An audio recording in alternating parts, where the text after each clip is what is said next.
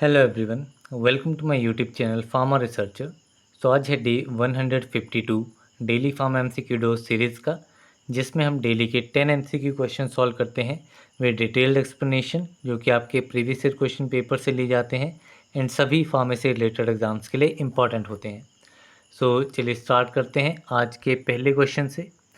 सो पहला क्वेश्चन है एनिसोसाइटिक्स टोमेटा are present in. एनिसोसाइटिक्स टोमेटा जो है वो किस में प्रेजेंट होता है। तो सबसे पहले बात करते हैं एनिसोसाइटिक्स टोमेटा होता क्या है। तो एनिसोसाइटिक्स टोमेटा इसमें आपके दो गार्ड सेल्स रहते हैं। ठीक है, इस तरीके से दो गार्ड सेल्स रहेंगे एंड तीन इसमें सब्सिडरी सेल्स रहते हैं। ठीक है, तीन सब्सिडरी सेल्स रहेंगे जिसमें एक सब्सिडरी सेल जो है वो बाकी दो के कंपैरिजन में काफ़ी छोटा होगा, तो वो आपका होता है एनिसोसाइटिक स्टोमेटा एंड ये आपका प्रेजेंट होता है दतूरा में। सो इसमें आपका ऑप्शन ए इज़ करेक्ट। यहीं पे अगर मैं सेना की बात करूं तो सेना में आपका पैरासाइटिक स्टोमेटा प्रेजेंट होता है। पैरासाइटिक स्टोमेटा मीन्स इसमें आपके दो गार्ड सेल्स रहेंगे एंड दो गार्ड सेल्स के पैरेलल में आपके दो सब्सिडरी सेल्स रहेंगे। इस तरीके से पैरेलली जो है वो दो सब्सिडरी सेल्स रहेंगे। देन बात करूँ डिजिटलिस की, तो डिजिटलिस में आपका एनोमोसाइटिक स्टोमेटा होता है। It contains anomocytic stomata. इसमें क्या रहता है, इसमें आपके सेम गार्ड सेल्स दो रहेंगे लेकिन सब्सिडरी सेल्स जो हैं वो न्यूमरस नंबर के हो सकते हैं। ठीक है, varying number of subsidiary cells इसमें हो सकते हैं। देन बात करूँ विसाका की, तो विसाका में आपका होता है डायासाइटिक स्टोमेटा। ठीक है, डायासाइटिक स्टोमेटा क्या है, सो डायासाइटिक स्टोमेटा में सेम आपके दो गार्ड सेल्स हैं एंड दोनों गार्ड सेल्स के राइट एंगल पे दो सब्सिडरी सेल्स होंगे लाइक दिस। तो ये आपके होते हैं डायासाइटिक स्टोमेटा। अभी चलते हैं नेक्स्ट क्वेश्चन की तरफ। सो नेक्स्ट क्वेश्चन है sublimed sulphur is used as.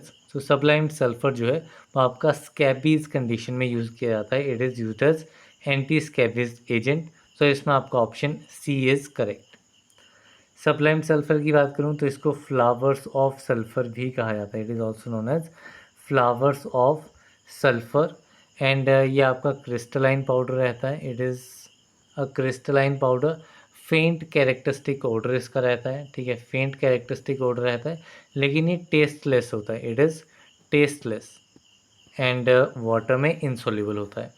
Uses इसके एक तो ये एंटी स्कैबीज की तरह यूज़ होता है एंड ऑल्सो ये आपका एज एन एंटीसेप्टिक भी यूज़ किया जाता है।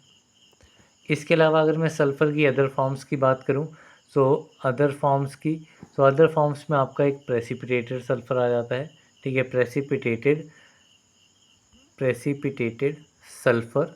जो प्रेसिपिटेटेड सल्फ़र है ये भी आपका एंटी स्कैबीज यूज़ होता है, एंटीसेप्टिक यूज़ होता है एंड ऑल्सो ये आपका एक्ने की ट्रीटमेंट में यूज़ होता है and it is used as a parasiticide. ठीक है, पैरासाइटिसाइड भी इसका यूज़ रहता है। एक सल्फ़र का अदर डेरिवेटिव जो है वो आपका रहता है सेलेनियम सल्फाइड। कौन सा रहेगा, सेलेनियम सल्फाइड।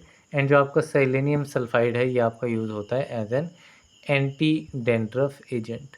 ठीक है, एंटी डेंड्रफ एजेंट, ये क्वेश्चन काफ़ी इंपॉर्टेंट है। सो सेलेनियम सल्फाइड जो है वो आपका यूज़ होता है as an anti dandruff agent. Then चलते हैं नेक्स्ट क्वेश्चन की तरफ। तो नेक्स्ट क्वेश्चन है capsid is present in. So capsid किस में प्रेजेंट होता है, so it is present in virus. Virus में आपका कैप्सिड प्रेजेंट होता है। तो इसमें आपका ऑप्शन बी जो है वो करेक्ट आंसर है। इसके अलावा एक फंगाई के ऊपर एक इम्पॉर्टेंट क्वेश्चन बनता है ईस्ट के लिए। ठीक है, ईस्ट क्या है, सो ईस्ट जो है ये आपका ग्रुप ऑफ फंगाई होती है, एक टाइप ही होता है फंगाई का। So yeast comes under group of fungi. Then बात करूँ वायरसेस की, सो वायरसेस में आपका डीएनए रहता है। ठीक है, डीएनए आपका एनक्लोज रहता है, DNA enclose in protein coat. ठीक है, ये बात आती है आपकी वायरसेस के लिए एंड कैप्सिड आपका जो है वो वायरस में प्रेजेंट होता है। ये कुछ इंपॉर्टेंट आपके पॉइंट रहते हैं। देन चलते हैं नेक्स्ट क्वेश्चन की तरफ। तो नेक्स्ट क्वेश्चन है thick extracts of drugs prepared by boiling decoction of a drug with sugar or honey is dash Ayurvedic dosage form। तो थिक एक्सट्रैक्ट जो है वो ड्रग के प्रिपेयर किए जाते हैं डिकॉक्शन, ड्रग की डिकॉक्शन को हनी या फिर शुगर के साथ बॉयल करके एंड ये आपकी जो आयुर्वेदिक डोजेज फॉर्म है इसे कहा जाता है अवलेहा। सो इसमें आपका ऑप्शन डी जो है वो करेक्ट आंसर है। जो आपकी अबलेहा है ये आपकी सेमी सॉलिड डोजेज फॉर्म है, ठीक है, it is semi solid Ayurvedic dosage form. इसके अलावा कुछ other semi solid Ayurvedic dosage forms होती हैं, जिसमें अबलेहा के अलावा एक आ जाती है आपकी पाक, एक आती है आपकी लेप, एक आती है आपकी गरीता। तो ये डिफरेंट आपकी semi solid Ayurvedic dosage forms हैं। इसके अलावा कुछ अदर एग्जांपल्स की बात करूं, अगर मैं सॉलिड आयुर्वेदिक डोजेज फॉर्म की बात करूं तो इसमें आपकी पिल्स आ जाती हैं, गुटिकाज आ जाती हैं, गुटिकाज एंड वर्टिकाज। तो ये आपकी किस्म आती हैं सॉलिड आयुर्वेदिक डोजेज फॉर्म में।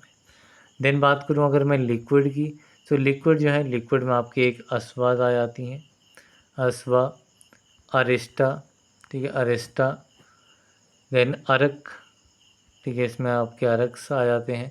देन तेलाज, देन द्रवकाज, द्रवकाज। तो ये आपके कौन से हैं, these are the liquid Ayurvedic dosage form. इसके अलावा एक फॉर्म आपकी पाउडर आयुर्वेदिक डोजेज फॉर्म भी रहती है। पाउडर में क्या क्या आता है, तो पाउडर में आपकी भस्म आ जाती है, सत्वाद आ जाते हैं, मंड्यूरा आ जाता है, पिस्टी आ जाता है। तो ये डिफरेंट आपकी कौन सी हैं। इसके अलावा चूर्ण की भी बात करूँ तो चूर्ण जो हैं ये सारे आपके कौन से होते हैं, these are the powder Ayurvedic dosage form. Then हम चलते हैं नेक्स्ट क्वेश्चन की तरफ। तो नेक्स्ट क्वेश्चन है chemical formula of sodium metabisulphite is. तो सोडियम मेटाबाइसल्फाइड का केमिकल फार्मूला क्या है। तो सोडियम मेटाबाइसल्फाइड जो है इट इज़ Na2S2O5। सो इसमें आपका ऑप्शन डी इज़ करेक्ट। इस अगर मैं सोडियम मेटासल्फाइड की बात करूं तो ये आपका सल्फरस ऑर्डर इसका होता है, कैरेक्टरिस्टिक ऑर्डर होता है सल्फरस ऑर्डर, ठीक है। सेलाइन इसका टेस्ट रहता है, सेलाइन टेस्ट इसका रहता है। एंड अगर इसके मैं एस्टे की बात करूं सोडियम मेटा बाइसल्फाइड की, तो इसका एसिड जो है वो आपका किया जाता है ऑक्सीडेशन रिडक्शन रिएक्शन से, ठीक है। एस्टे के लिए कौन सा मेथड होता है या रिएक्शन होता है, it is oxidation reduction reaction. इसके अलावा सोडियम मेटाबाइसल्फाइड जो है इसके यूजेस की बात करूँ तो ये आपका यूज़ होता है एज एन एंटीऑक्सीडेंट, ठीक है, एज एन एंटीऑक्सीडेंट यूज़ किया जाता है किसमें, इन इंजेक्शंस, इंजेक्शंस में ये आपका एंटीऑक्सीडेंट यूज़ होता है। And it is also used as preservative, ठीक है, प्रिजर्वेटिव की तरह यूज़ होता है ये आपका फूड मटेरियल्स में, ठीक है। सो ये बात होगी आपकी सोडियम मेटाबाइसल्फाइड की, फार्मूला हमने देख लिया Na2S2O5। देन चलते हैं नेक्स्ट क्वेश्चन की तरफ। तो नेक्स्ट क्वेश्चन है रेसिनोलिक एसिड इज़ ऑब्टेन फ्रॉम। तो रेसिनोलिक एसिड जो है वो कहाँ से ऑब्टेन होता है। तो रेसिनोलिक एसिड आपका कैस्टर ऑयल का जो है वो इंपॉर्टेंट केमिकल कंस्टेंट है। तो इसमें आपका ऑप्शन डी जो है वो करेक्ट आंसर है। जो आपका कैस्टर है, कैस्टर को आप रिसिनस भी कहा जाता है, रिसिनस या फिर कैस्टर ऑयल को रिसिनस ऑयल भी कहा जाता है।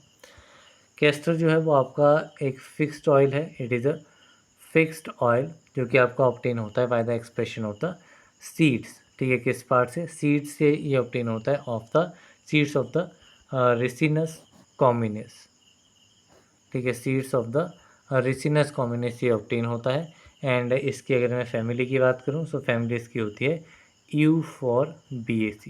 फैमिली कौन सी है, फैमिली इज़ U4BAC। यहीं पे अगर मैं केमिकल कंस्टेंट्स की बात करूँ तो इसमें कैस्टर सीड्स जो हैं इनमें आपका 35 to 50% जो है वो कैस्टर ऑयल रहता है। बाकी इसका जो मेन केमिकल कंस्टेंट है वो आपका रेसिनोलिक एसिड है। एंड जो आपकी विस्कोसिटी रहती है रेसिन कैस्टर ऑयल की विस्कोसिटी, तो इस विस्कोसिटी के लिए रिस्पॉन्सिबल आपका रहता है रेसिनोलिक एसिड। इसके अलावा इसमें आपका आइसोरेसिनोलिक एसिड भी प्रेजेंट होता है, ठीक है, आइसोरेसिनोलिक एसिड भी इसमें प्रेजेंट होता है। देन कैस्टर की अगर मैं यूजेस की बात करूं तो ये आपका यूज़ होता है as a laxative, as a lubricant, as a lubricant and in cosmetics, and cosmetics में भी आपका यूज़ किया जाता है। देन चलते हैं नेक्स्ट क्वेश्चन की तरफ। सो नेक्स्ट क्वेश्चन है an example of pyrazolone derivative analgesic is. तो पायराजोलोन डेरिवेटिव एनाल्जेसिक कौन सा है, so it is phenylbutazone. So option B is correct. तो ये ड्रग्स जो हैं वो आपके चारों के चारों ड्रग्स जो हैं वो आपके non steroidal anti inflammatory drugs हैं। इसमें आपका पायराजोलोन डेरिवेटिव फिनाइल ब्यूटाजोन होता है। जो आपका फेनेसेटिन है ये आपका पैरा अमाइनो फिनॉल डेरिवेटिव है, it is para amino phenol derivative. Then indomethacin जो है, इंडोमिथासिन आपका इंडोल एसिटिक एसिड डेरिवेटिव है, indole acetic acid derivative. And जो आपका मीफेनेमिक एसिड है ये आपका एंथ्रानेलिक एसिड डेरिवेटिव है, it is a anthranilic acid derivative. Then चलते हैं नेक्स्ट क्वेश्चन की तरफ। सो नेक्स्ट क्वेश्चन है chlorocresol has following functional groups except attach to it. So chlorocresol जो है वो आपका एज अ डिसइंफेक्टेंट यूज़ होता है। एंड इसमें कौन कौन से फंक्शनल ग्रुप प्रेजेंट होते हैं? तो इसमें आपका एक मिथाइल ग्रुप होता है, एक हाइड्रोक्सिल एंड एक क्लोरीन ग्रुप इसमें अटैच होता है। सो इसमें आपका ऑप्शन डी इज़ करेक्ट। इसके स्ट्रक्चर की अगर मैं बात करूँ, काफ़ी सिंपल इसका स्ट्रक्चर है। सिंपल आपका एक फिनॉल रिंग रहेगी, ठीक है। इसके इस पोजीशन पे, थर्ड पोजीशन पे CH3 group and fourth position पे क्लोरो ग्रुप। तो ये आपका रहता है क्लोरोक्रिसोल, ठीक है। इसके अगर मैं IUPAC नेम की बात करूं तो इसमें आपका 4 पोजीशन पे क्लोरो आ रहा है, तो 4 क्लोरो हो जाएगा। 3 पोजीशन पे आपका मिथाइल आ रहा है, तो 3 पे मिथाइल आ जाएगा। तो 4 क्लोरो 3 मिथाइल एंड ये वाला स्ट्रक्चर आपका बन गया फिनॉल। तो it will be 4 chloro 3 methyl phenol compound. And ये आपका important disinfectant and antiseptic agent रहता है। देन नेक्स्ट क्वेश्चन है हमारा coenzyme FAD is derivative of. So coenzyme FAD क्या होता है? FAD is flavin. FAD आपका होता है फ्लेविन एडेनिन डाई न्यूक्लियोटाइड ये आपका होता है FAD। एंड जो कोएंजाइम FAD है वो आपका राइबोफ्लेविन का डेरिवेटिव होता है। So option D is correct. इसके अलावा राइबोफ्लेविन में एक FAD आता है, दूसरा आपका FMN आता है। FMN क्या होता है? FMN इज फ्लेविन मोनोन्यूक्लियोटाइड, ये आपका होता है FMN। Coenzyme FAD and FMN are the derivatives of riboflavin. इसके अलावा अगर मैं नियासिन के कोएंजाइम्स की बात करूं तो नियासिन के कोएंजाइम्स आपके होते हैं NAD positive and NADH positive. NAD क्या है? NAD is nicotinamide adenine di nucleotide, ठीक है। ये आपका NAD रहता है। सो ये आपके कोएंजाइम्स होते हैं नियासिन के।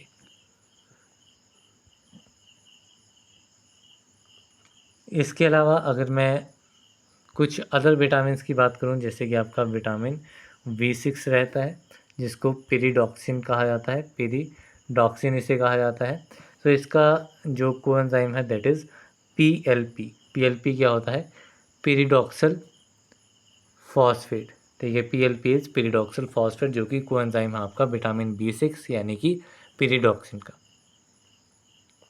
देन अगर मैं फॉलिक एसिड की बात करूं तो फॉलिक एसिड के कोएंजाइम है आपके टेट्राहाइड्रोफोलेट, ठीक है। टेट्राहाइड्रोफोलेट आपका कोएंजाइम होता है फॉलिक एसिड का। देन चलते हैं नेक्स्ट क्वेश्चन की तरफ। सो नेक्स्ट क्वेश्चन है pellagra is caused due to deficiency of vitamin. तो पेलेग्रा जो है वो किस विटामिन की डेफिशिएंसी की वजह से कोज होता है? So it is caused due to the deficiency of vitamin B3, ठीक है, जो कि आपका रहता है नियासिन या फिर इसे कहा जाता है निकोटिनिक एसिड। सो पेलेग्रा कंडीशन जो है वो नियासिन की डेफिशिएंसी की वजह से कॉज होती है। इसके अलावा अगर मैं विटामिन B1 की बात करूं जो कि आपका रहता है थायामिन, ठीक है। Vitamin B1 is thiamine and इसके कंडीशन में डेफिशिएंसी जो है वो कॉज करती है very disease and Wernicke Korsakoff syndrome. Then अगर मैं विटामिन B5 की बात करूं तो B5 आपका होता है पेंटोथेनिक एसिड, ठीक है। It is pantothenic acid and इसकी डेफिशिएंसी से आपका वर्निंग फीट सिंड्रोम जो है वो आपको देखने को मिलता है, वर्निंग फीट सिंड्रोम। देन बात करूं विटामिन B7 की, तो B7 आपका होता है बायोटिन या जिसको विटामिन H भी कहा जाता है। एंड ये आपका एक sulphur containing B complex vitamin है, it is sulphur containing B complex vitamin. And इसकी डेफिशिएंसी जो है वो आपकी कॉज करती है anaemia, loss of appetite, nausea vomiting, ठीक है, ये सारे आपके इफ़ेक्ट्स रहते हैं, डेफिशिएंसी सिंड्रोम्स रहते हैं विटामिन B7 के। इसी के साथ में हमारे आज के 10 क्वेश्चंस कंप्लीट होते हैं। So that's all for this video. मिलते हैं अगली वीडियो में, तब तक के लिए थैंक यू वेरी मच।